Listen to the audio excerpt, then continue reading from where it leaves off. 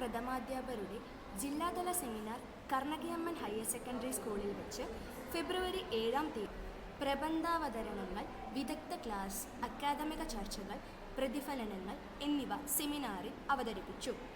രാവിലെ 10 മണിക്ക് ആരംഭിച്ച ഉദ്ഘാടന section Ottapalam DEO Shri Aneesh Kumar KS സ്വാഗതവും DDE പാലക്കാട് ശ്രീ മനോജ് കുമാർ അധ്യക്ഷതയും ജില്ലാ പഞ്ചായത്ത് പ്രസിഡന്റ് ശ്രീമതി ബിനുമോൾ ഉദ്ഘാടനം നിർവഹിച്ചു. വിദ്യാഭ്യാസ standing committee chairperson Shabeera teacher, Palakkad DIET principal doctor P Sasidharan, DPC SSK Palakkad Shri Jayaprakash എന്നിവർ ആശംസ അർപ്പിച്ചു. വിദ്യാലയ മാനേജ്മെന്റ് സെക്ഷൻ ശ്രീമതി ഉഷ മാനാട് KESഉം പാലക്കാട് ജില്ലയിലെ അക്കാദമിക നിലവാരം ചില നിരീക്ഷണങ്ങൾ എന്ന സെക്ഷൻ ഡോക്ടർ P രാമകൃഷ്ണനും അക്കാദമിക മോണിറ്ററിംഗ് ശ്രീ ജയരാജനാമത്ത് DEO Mannarkkad, Kerala service rule എന്ന സെക്ഷൻ ശ്രീ കൃഷ്ണകുമാറും നയിക്കും. അക്കാദമിക രംഗത്ത് സ്വയം പ്രബുദ്ധരാവാനും സഹപ്രവർത്തകരെ നേതൃപാടവ രംഗത്ത് പ്രഗത്ഭരാക്കാനും doctor K Muhammad Basheer senior lecture Malappuram നടത്തിയ അക്കാദമിക ലീഡർഷിപ്പ് ക്ലാസ്സോടെ എല്ലാവർക്കും പ്രചോദനപ്രദമായ ഈ ദിനത്തെ സെമിനാർ സമാപിച്ചു. അപ്പോൾ നിങ്ങൾക്ക് വരില്ല അധ്യാപകർക്കുണ്ടാവുന്ന പ്രശ്നങ്ങളും പ്രയാസങ്ങളും ഒക്കെ വിദ്യാഭ്യാസ വകുപ്പിനോടും ജില്ലാ പഞ്ചായത്തിനോടും ഒക്കെ പറയാൻ ഒരു മടിയും നൽകേണ്ട കാര്യമില്ല. കൃത്യമായി വരുന്ന തരം കാര്യങ്ങൾ DDയുമായി സംസാരിക്കാൻ, DOമാരുമായി സംസാരിക്കാനൊക്കെ നമുക്ക് സാധിക്കുന്ന രീതി നമ്മുടെ ജില്ലയിൽ കഴിഞ്ഞ വേഗം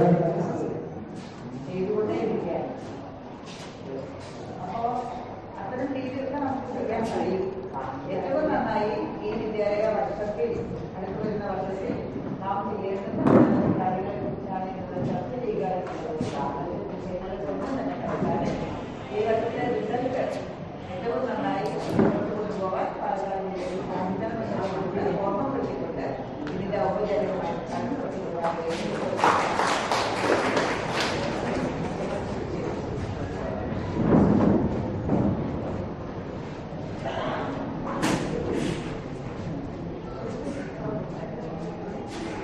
ഒരു പ്രധാന അധ്യാപകൻ എന്നുള്ള രീതിയിൽ നമുക്ക് എന്ത് ചെയ്യാൻ കഴിയും എന്നുള്ള ആത്മവിശകലനത്തിന് വേണ്ടിയിട്ടാണ്. അപ്പോൾ നിങ്ങളുടെ സജീവമായിട്ടുള്ള ചർച്ച ഓരോ പ്രസന്റേഷന് ശേഷവും ഉണ്ടായിരിക്കണം. ഉച്ചവരെ വാർത്താനാഥ ദിവസമായി മാറട്ടെ എന്ന് ആഗ്രഹിക്കുന്നു. ഈ പ്രോഗ്രാമിന്റെ ചേർന്നിട്ടുള്ള എല്ലാവർക്കും എൻ്റെ പേരിലും ഈ പ്രോഗ്രാമിലുള്ള നന്ദി രേഖപ്പെടുത്തിക്കൊണ്ട് ഈ പ്രോഗ്രാമിന്റെ മോഡറേറ്റർ നിർവഹിച്ചിട്ടുള്ള ഡോക്ടർ K ശ്രീരാമകൃഷ്ണൻ വേദിയിലേക്ക് ക്ഷണിക്കുന്നു. വളരെ ശോചനീയമാണ്. അതിനെ സംരക്ഷിക്കുന്നതിൽ വേണ്ടത്ര താല്പര്യം ചുരുക്കം ചില വിദ്യാലയങ്ങളിലും കാണിക്കുന്നില്ല എന്നുള്ളതൊരു യാഥാർത്ഥ്യമാണ്. ഒരുപാട് ഫണ്ട് ചെലവഴിച്ച് നിർമ്മിച്ച ഇത്തരം കെട്ടിടങ്ങൾ നമ്മുടെ വീട് എങ്ങനെയാണോ സംരക്ഷിക്കുന്നത് അതുപോലെ തന്നെ എല്ലാവരെയും ചേർന്ന് വെച്ചുകൊണ്ട് സംരക്ഷിക്കാൻ നമുക്ക് കഴിയും. ഉച്ചയ്ക്ക് ശേഷം 2 സെഷനുകളുണ്ടായിരുന്നു. ഒരെണ്ണം അപ്പോൾ നമുക്ക് സമയത്തിന്റെ പരിമിതി മൂലം നമ്മൾ മാറ്റിവെച്ചിരിക്കുകയാണ്. അത് കേൾക്കുന്നില്ല. അപ്പൊ ഇങ്ങോട്ട് പോകുമ്പോൾ തീർച്ചയായും നമുക്ക് തിരിഞ്ഞു നോക്കുമ്പോൾ ഒരു ഫ്രൂട്ട്ഫുൾ ആയിട്ടുള്ള ഒരു ദിവസമായിട്ടാണ് ബഹുമാനപ്പെട്ട മണ്ണാർക്കാട് DEO സാർ അവിടെ ജയപ്രകാശ് സാറിനെ കണ്ടത്. ഞങ്ങളെ നയിക്കുന്ന സാറാണ് അദ്ദേഹം. അപ്പോ ഇന്നലെ വൈകിട്ടാണ് ബഹുമാനപ്പെട്ട Mannarkkad DEO sir Jayaraj sir വിളിക്കുന്നത്. ഇങ്ങനെ ഒരു സെഷൻ ഉണ്ട്, അതിലേക്ക് വരണമെന്ന് പറഞ്ഞുണ്ട്. ഈ പറഞ്ഞ രീതിയിൽ എത്രമാത്രം ഞാൻ വിമർശിക്കാറുണ്ട്. അതിലന്ന് സാറ് വിട്ടാൽ ഫോർമാറ്റുണ്ട്.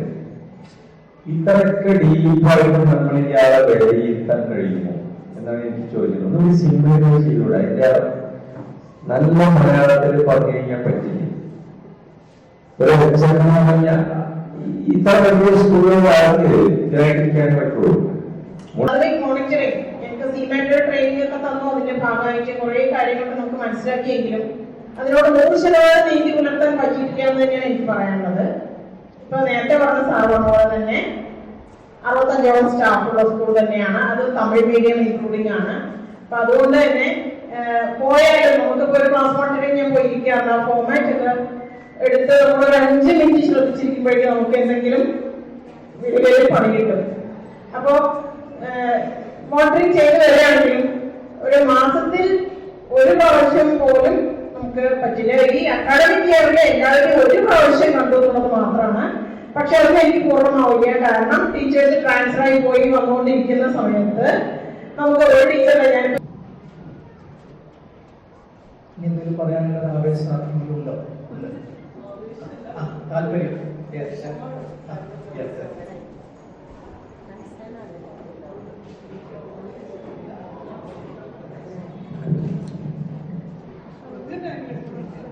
ഇത് പറയുമ്പോ ഞാനൊരു ട്രെയിനർ കൂടി ആയിരുന്നത് കൊണ്ടായിരിക്കാം ഇത് പറയേണ്ടി വരുന്നത്. അത് ആരെയും വേദനിപ്പിക്കുന്നുണ്ടെങ്കിൽ സമയം ക്ഷമിക്കുക.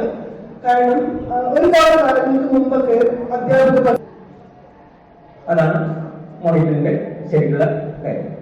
ഇനി ഫോർമാറ്റ് സിമ്പിളായി ചെയ്യാനുള്ളത് ആ ഓരോ വർഷവും ഓരോ തരം ഫോർമാറ്റാണ് വരുന്നത്. കഴിഞ്ഞ വർഷത്തിനേക്കാളും കുറച്ചുകൂടി സിമ്പിൾ ആയിട്ടാണ് ഈ വർഷം വന്നത്. ഇനി അതിന് ഒന്നുകൂടി സിമ്പിൾ ചെയ്യണമെങ്കിൽ നമ്മൾ അടുത്ത DG മീറ്റിംഗിൽ ആവശ്യപ്പെടാം. പിന്നെ ടീച്ചർ പറഞ്ഞ ട്രാൻസ്ഫർ മോണിറ്ററിങ്ങിനെ ബാധിക്കുന്നു. നമ്മൾ നിലവിൽ തുടരുന്നതായ അധ്യാപകരെ കൃത്യമായി ഈ പറഞ്ഞ രൂപത്തിൽ ഒരു പ്രാവശ്യത്തിൽ മോണിറ്റർ ചെയ്യാം. അതിനുശേഷം സമയമുണ്ടെങ്കിൽ പുതുതായി വന്നവരെ മോണിറ്റർ ചെയ്യാം. പിന്നെ ടീച്ചർ പറഞ്ഞ കാര്യമാണ് പുതിയ ആൾക്കാർ ടീച്ചിങ്ങിലോട്ട് വരുന്നില്ല. നേരത്തെ സാറ് പറഞ്ഞിട്ടുണ്ട്, ആർക്കാണ് അതിന് ഉത്തരവാദിത്വം വെച്ചിട്ടില്ലെങ്കിൽ എക്സ്പ്ലനേഷൻ ചോദിക്കേണ്ട ഉത്തരവാദിത്വം ആർക്കാണ്? പ്രധാനമന്ത്രി.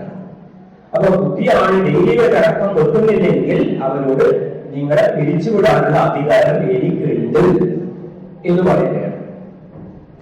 കാരണം ഉണ്ടല്ലോ കൃത്യമായ ടീച്ചിങ്ങിലോട്ട് കാണിക്കാതെ. ലാസ്റ്റ് ഒരു കാര്യം കൂടെ പറയാനുണ്ട്. The academic monitoring is the big cream and essence of schooling. schooling. School പ്രോസസിന്റെ എസൻസ് മറ്റൊരു റെക്കോർഡുമല്ല. ആ റെക്കോർഡ് അത് നിർബന്ധമാണ്. പക്ഷെ ഇതിൽ നിർബന്ധമില്ല എന്ന ഒരു ധാരണ, കാരണം പണിഷ്മെന്റ് ഇല്ല എന്നുള്ളതുകൊണ്ട് അവിടെ എനിക്കൊന്നും പറയാനുള്ളത്. ഷെഡ്യൂളാണ് മുന്നോട്ട് പോകുന്നത്.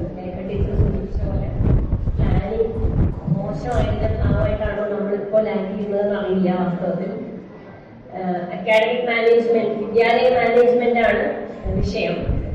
മാനേജ്മെന്റ് എന്ന് പറയുന്നത് തന്നെ വലിയ ഒരു വളരെ വിശാലമായ ഒരു ടോപ്പിക്കാണ്. നമുക്ക് തന്നെ ധാരാളം ട്രെയിനിങ് മാനേജ്മെന്റിന്റെ കീഴിൽ കിട്ടിയിട്ടുണ്ട്. നിങ്ങൾ പലരും തന്നെ സിമാറ്റിലെ ലീഡർഷിപ്പ് ക്വാളിറ്റി എൻഹാൻസ്മെന്റ് പ്രോഗ്രാമിലൊക്കെ ടീച്ചിങ് മാനുവൽ ഗവൺമെന്റിനെ കൂടുതലായിട്ട് ഇറക്കിക്കൂടെ? ഞാൻ ഗവൺമെന്റ് ഇതേ സ്കൂളിലാണ് എല്ലാവരും സമഗ്രമാണല്ലേ. ഞാൻ എക്സ്പീരിയൻസ് എന്നാ സംസാരിക്കണേ. ഞാൻ എങ്ങനെ പോയിട്ട് അറബി ക്ലാസ് മോണിറ്റർ ചെയ്യാൻ? ഞാൻ എങ്ങനെ പോയിട്ട് എന്റെ സ്കൂളിൽ അറബിയുടെ ഉറുദു സംസ്കൃതമാണ്. ഞാൻ സോഷ്യൽ സയൻസിന്റെ ഡിഗ്രി എടുത്ത ഞാൻ എങ്ങനെയാണ് കെമിസ്ട്രി, എങ്ങനെയാണ് ഇത്, എന്താണ് അതിന്റെ സാങ്കത്യം? അപ്പൊ ഞാൻ പറഞ്ഞ നിർദ്ദേശമാണ് ഇതേ സബ്ജക്ട് കൗൺസിൽ കൺവീനർ അവർ ചെയ്യട്ടെ.